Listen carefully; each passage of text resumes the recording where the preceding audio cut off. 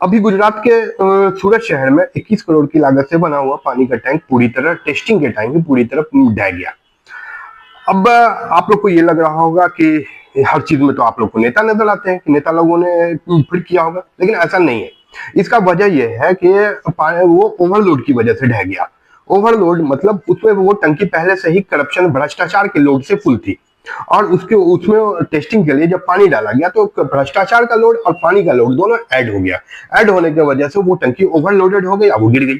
अब आप सोच रहे होंगे कि इसका जिम्मेदार कौन है, तो इसका जिम्मेदार वो डिजाइन इंजीनियर है जिसने ये डिजाइन किया। क्या डिजाइन इंजीनियर को डिजाइन करने से पहले ये नहीं पता था कि वो टंकी हिंदुस्तान में बन रही है, वो टंकी किस शहर किस स्टेट में बन रही है, वो टंकी किस शहर में बन रही है, और वो किस गवर्नमेंट के अंडर में बन रही है? तो ये सारा चीज जब उसे पता था। Generally design engineer structure design करने से पहले, कोई भी चीज को डिजाइन करने से पहले जो 2 point load factor of safety 2.5, यानी जो भी लोड आता है उसको 2.5 लेते हैं फैक्टर ऑफ सेफ्टी।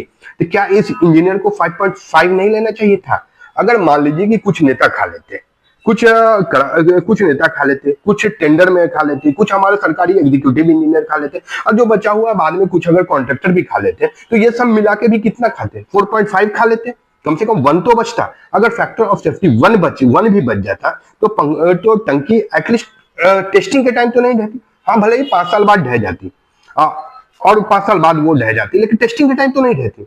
तो ये सारी चीजों का जिम्मेदार जो है वो डिजाइन इंजीनियर है, जिसने इन सारे फैक्टर को बिना देखे नजरअंदाज किया और इन चीजों को लेकर डिजाइन नहीं किया। अब दूसरी गलती डिजाइन इंजीनियर की ये है कि उसने ऐसा नहीं कि ये घटना हिंदुस्तान में पहली बार हुई है, इससे पहले भी ये बहुत सारी घटनाएं। और उस डिजाइन इंजीनियर को देखिए कि उसने ये सारे फैक्टर को ध्यान में भी नहीं रखा और पिछली की घटना से कुछ सीखा भी नहीं। तो सारा जिम्मेदार जो है वो डिजाइन इंजीनियर। अगर इनमें से हम कुछ घटना को ले ले तो ऐसा तो नहीं ये पहली बार हुआ। जैसे बिहार में रोपवे, करोड़ों की लागत से बना हुआ रोपवे उद्घाटन से पहले ही गिर गया।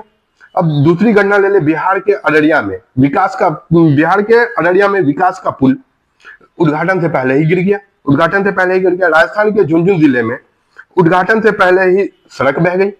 गुजरात के पालनपुर में उद्घाटन से पहले ही पुल गिर गया। महाराष्ट्र के रत्नागिरी में स्टेशन की छत उद्घाटन से पहले ही गिर गई। नागपुर के कमाठी शहर में फ्लाईओवर उद्घाटन से पहले ही ढह गया। यूपी के वाल्मीकि नदी पर एक पुल बनाया। जब एक पुल बनाया तो पुल तक पहुंचने वाली जो सड़क थी वो उद्घाटन से पहले ही ढह गई। इसी तरह दिल्ली एयरपोर्ट जो मोदी जी ने 4600 करोड़ की लागत से बना के अपने हाथ